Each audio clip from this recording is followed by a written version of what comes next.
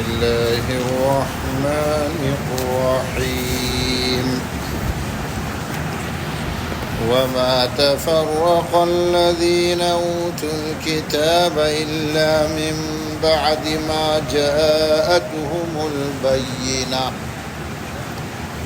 وما أمروا إلا ليعبدوا الله مخلصين له الدين حنفاء ويقيموا الصلاة ويؤتوا الزكاة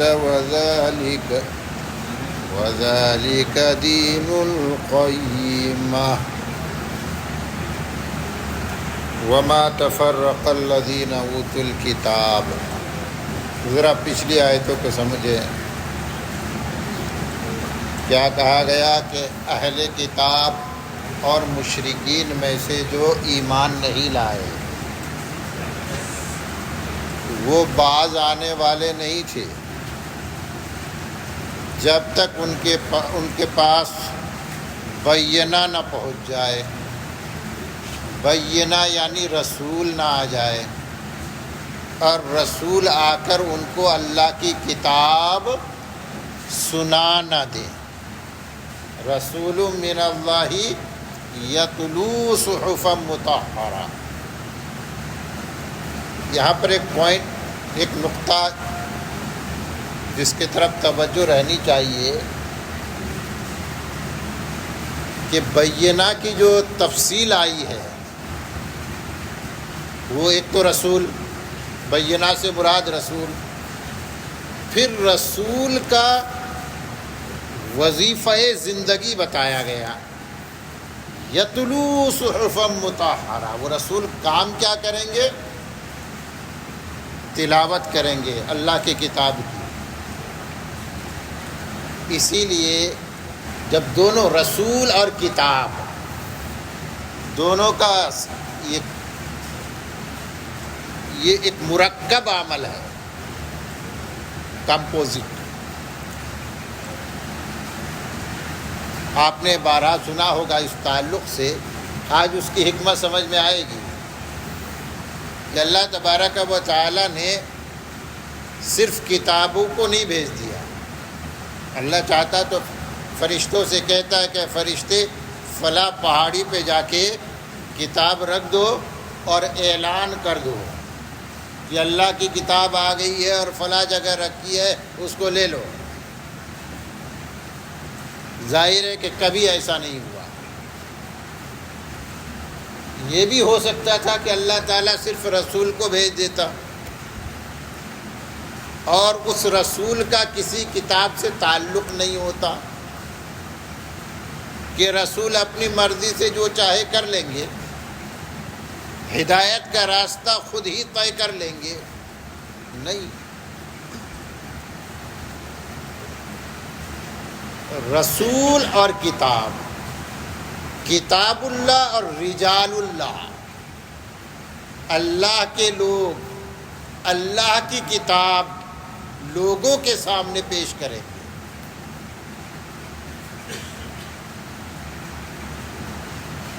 تاکہ مکمل سند رہے نا، صحت کی گارنٹی رہے. حضور اکرم صلی اللہ علیہ وسلم کا معمولاً تبلیغ کا انداز کیا تھا کہ قرآن کی کوئی آیت پیش کر دیتے تھے، کہتے تھے دیکھو میرے اوپر اللہ کا کلام اترا ہے، میں یہ چاہتا ہوں کہ یہ کلام تم سن لو. سامنے والا اس کو سنتا، آپ اس کو سمجھاتے، اگر قسمت ساتھ دیتی تو ایمان قبول کر لیتا، ورنہ انکار کر کے بھاگ جاتا.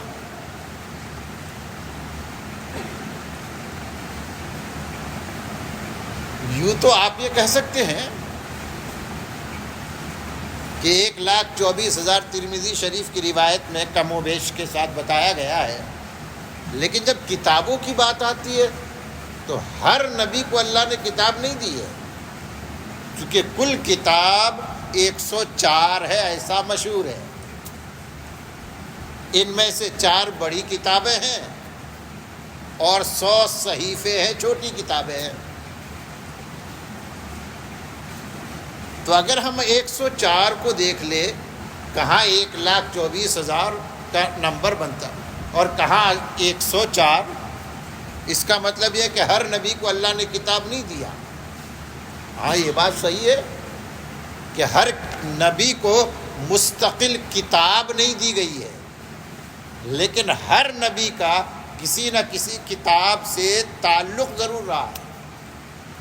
فار ایگزامپل، حضرت موسیٰ علیہ السلام کے زمانے میں حضرت ہارون بھی ہے، حضرت موسیٰ بھی مستقل نبی، حضرت ہارون بھی مستقل نبی۔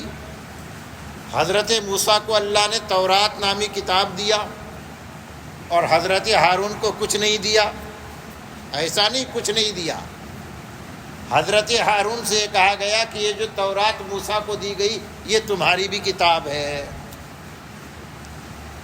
یہاں تک کہ حضرت موسیٰ کے بعد جتنے انبیاء آئے سب کو یہ کہا گیا کہ تمہاری کتاب کون سی ہے؟ تورات۔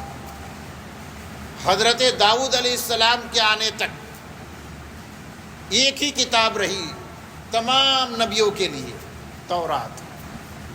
داؤد علیہ السلام آئے، ان کو اللہ نے زبور عطا فرمایا۔ زبور کے بارے میں بھی ایک بات سمجھ لیجیے، زبور نازل ہونے کے بعد تورات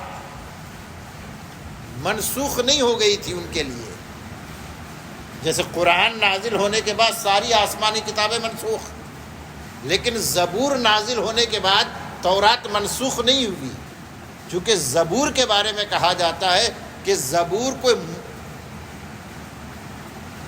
احکام والی کتاب نہیں تھی، زبور میں اللہ کی حمد کی آیتیں تھیں کہ حضرت داؤد علیہ السلام اپنے لحن داؤدی سے اللہ تعالیٰ کا حمد و ثنا بیان کرتے تھے، تو حمد و ثنا کی آیتیں تھیں۔ کوئی حکم دیکھنا ہو، مسئلہ معلوم کرنا ہو تو وہ بھی کس کے محتاج تھے؟ تورات کے، کہ مسئلہ معلوم کرنا ہے تورات کھولو۔ حمد و ثنا کی کوئی آیت پڑھنی ہے زبور کھولو۔ یہاں تک کہ حضرت عیسیٰ علیہ السلام آئے، عیسیٰ علیہ السلام پر اللہ نے انجیل نازل فرمایا، تو آپ کہہ سکتے ہیں کہ تورات منسوخ ہو گئی، لیکن کہتے یہاں پر بھی وہ بالکلیہ نسخ والی بات ثابت نہیں ہوتی ہے۔ یہاں پر زیادہ سے زیادہ آپ یہ کہہ سکتے ہیں کہ مسئلہ سارا تورات پر ہی مدار تھا مسئلوں کا۔ انجیل میں کچھ جزئی اعتبار سے تبدیلی آئی تھی، پارٹلی کچھ احکام جو تورات میں بڑے سخت تھے ان کو منسوخ کر دیا گیا، باقی بیسک بک کی بات کرے تو تورات ہی تھی انجیل نازل ہونے کے بعد بھی۔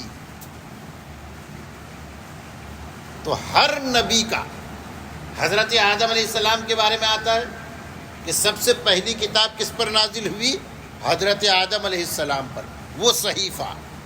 تو اس کے بعد جتنے نبی آئے وہ آدم علیہ السلام کے صحیفے سے جڑے رہے، یہاں تک کہ حضرت نوح علیہ السلام آئے۔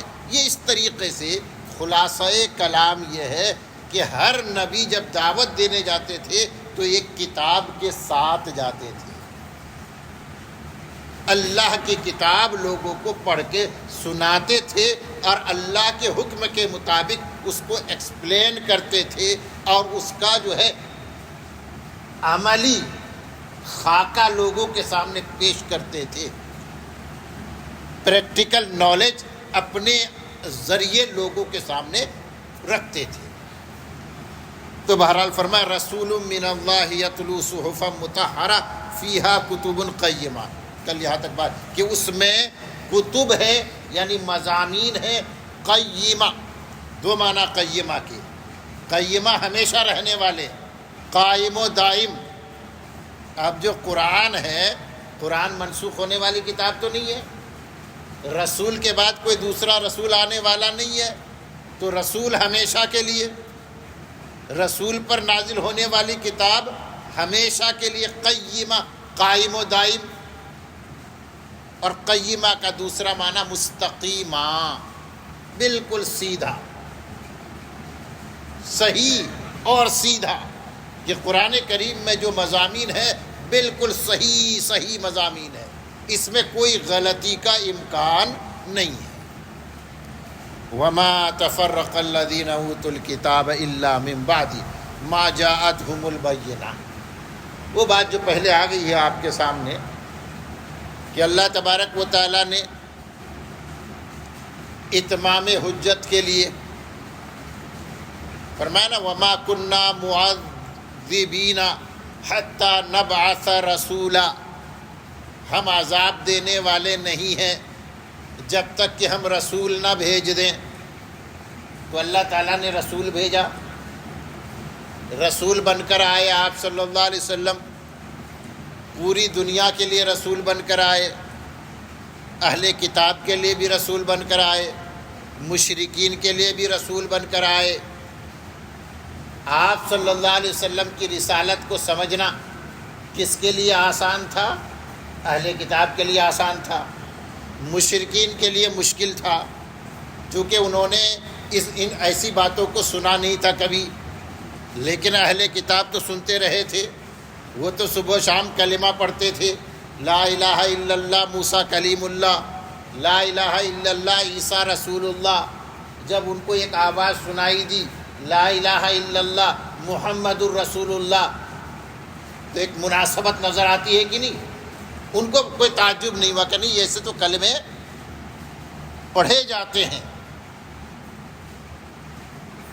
کہتے ہیں نبی پر اللہ اپنا فرشتہ بھیجتا ہے، فرشتوں کے ذریعے اللہ اپنے پیغامات کو نبیوں تک بھیجتا ہے، اور نبی لوگوں تک وہ پیغامات پہنچاتے ہیں۔ یہ جو ہے یہ جانا پہچانا سلسلہ تھا،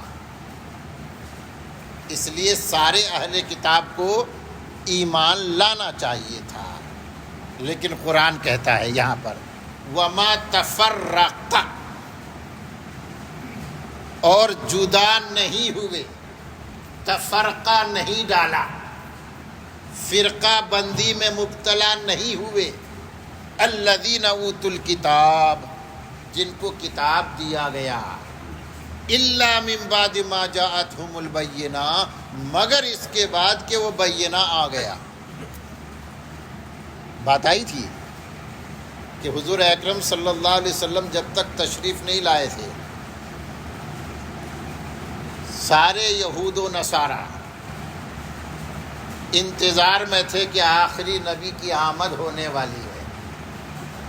تورات اور انجیل میں نبی آخر الزماں کا جس طرح تذکرہ تھا، اس سے ان کو بخوبی اندازہ ہو گیا تھا کہ بس آخری نبی کی آمد ہونے والی ہے۔ حضرت سلمان فارسی کے واقعے میں پڑھا ہوگا آپ لوگوں نے کہ حضرت سلمان فارسی ایک کے بعد دوسرا، دوسرے کے بعد تیسرا، تیسرے کے بعد چوتھے کے پاس جب گئے اور ان کا انتقال ہونے لگا تو انہوں نے کیا کہا؟ جب پوچھا حضرت سلمان فارسی نے کہ اب میں آپ کے بعد کہاں جاؤں، انہوں نے کہا اب کسی کے پاس جانے کی ضرورت نہیں ہے، اب وہ آخری پیغمبر آنے والے ہیں۔ انہوں نے پوچھا کہ علامتیں کیا ہوں گی، تو انہوں نے وہ علامتیں بتائی، کھجور مدینے کا نقشہ کھینچا تھا کہ کہاں وہ ہجرت کر کے جائیں گے۔ اور جب حضرت سلمان فارسی مدینہ پہنچے ہیں اور مدینے کو دیکھا ہے تو وہ سمجھ میں آ گیا کہ یہی وہ جگہ ہے جن کے بارے میں میرے گرو نے، میرے استاد نے کہا تھا کہ یہاں نبی آخر الزماں آئیں گے۔ کھجور کے درخت پہ کام کر رہے تھے، کسی نے آواز دی کہ محمد الرسول اللہ آ گئے، نام پہلی مرتبہ سنا، نیچے اترے، پوچھا یہ کیا ہے؟ کہ ایک شخص ہے جو دعویٰ کرتا ہے کہ میں اللہ کا رسول ہوں، مکے والوں نے ان کی قدر نہیں کی، اب وہ مکے سے مدینہ آ رہے ہیں۔ تو جب آ گئے تو حضرت سلمان فارسی تشریف لے گئے، وہ جو علامتیں بتائی گئی تھی وہ ساری مہر نبوت کو دیکھا، صدقہ پیش کیا قبول نہیں کیا، ہدیہ پیش کیا قبول، یہ سب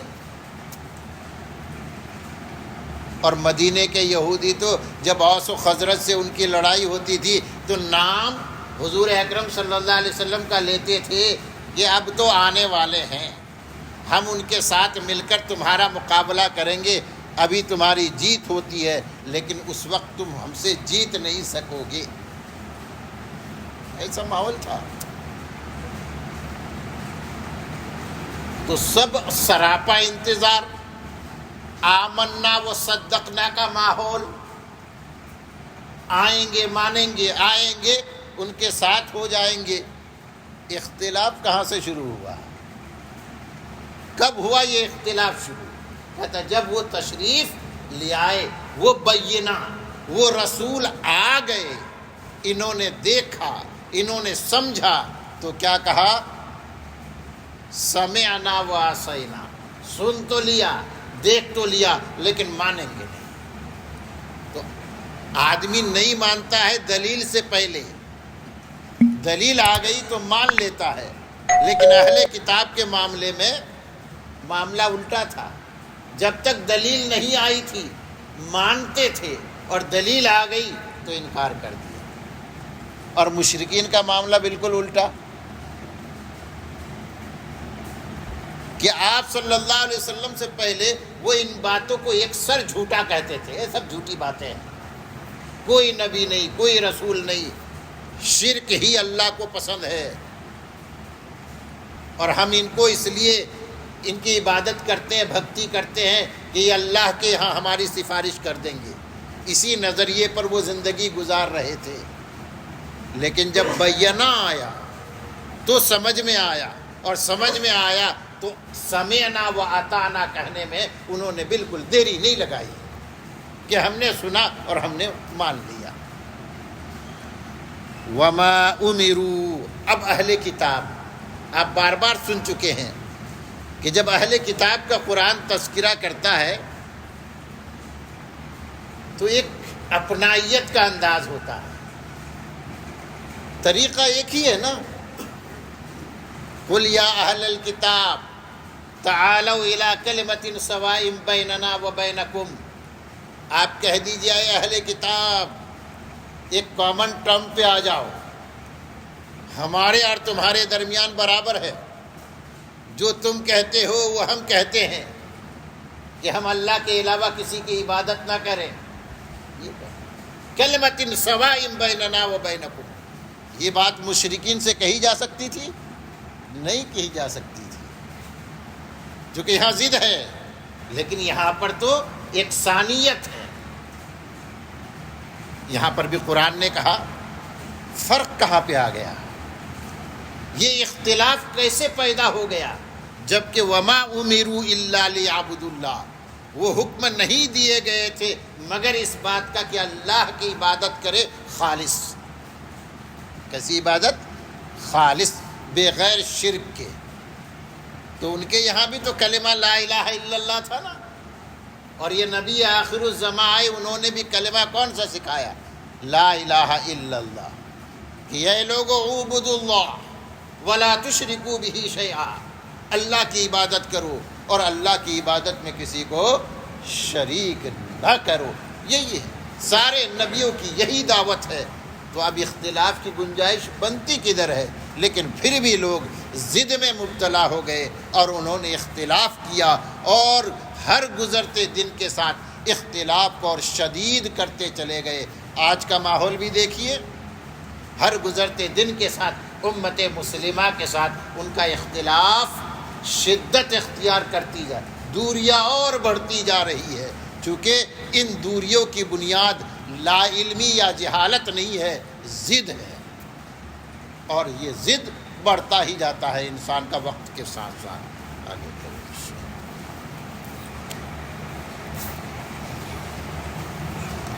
الحمد للہ رب العالمین والصلاة والسلام علی رسولہ النبی الکریم۔ اللہم انت السلام ومنک السلام تبارک یا ذا الجلال والاکرام۔ ربنا ظلمنا انفسنا وان لم تغفر لنا وترحمنا لنکونن من الخاسرین۔ یا اللہ ہمارے گناہ معاف فرما دے، یا اللہ ہماری خطائے لغزشیں معاف فرما دے۔ یا اللہ یا اللہ یا اللہ ہم نے جو کچھ پڑھا اس کو قبول فرما لے، اس کی صحیح سمجھ عطا فرما دے۔ یا اللہ اس سے ہمیں ہدایت عطا فرما دے۔ یا اللہ ہدایت بہت بڑی نعمت ہے یا اللہ جو تو نے ہمیں عطا فرمائی، یا اللہ اس میں ترقی عطا فرما دے، یا اللہ اس میں زیادتی عطا فرما دے، یا اللہ روز افزو ترقی نصیب فرما دے۔ یا اللہ ایمان کی نسبت تو نے اپنے فضل سے عطا فرمایا، یا اللہ ایمان کی حقیقت بھی عطا فرما دے۔ ایمانی اخلاق سے ہم سب کو متصف فرما دے، اسلام والی زندگی نصیب فرما دے، ایمان والی موت مقدر فرما دے، مرتے وقت کلمہ نصیب فرما۔ یا اللہ اچانک کی موت سے، بری موت سے حفاظت فرما، موت کے بعد آنے والے سارے مشکل مراحل سے حفاظت فرما۔ یا اللہ دنیا کی زندگی بھی عافیت والا بنا، ہر طرح کے آفات و بلیات سے محفوظ فرما۔ یا اللہ ابتلا اور آزمائش سے محفوظ فرما۔ یا اللہ عافیت کے ساتھ دین پر استقامت نصیب فرما، نفس کی شرارتوں سے بچا، شیطانی وسوسوں سے حفاظت فرما۔ سبحان ربک رب العزت عما یصفون وسلام علی المرسلین والحمد للہ رب العالمین۔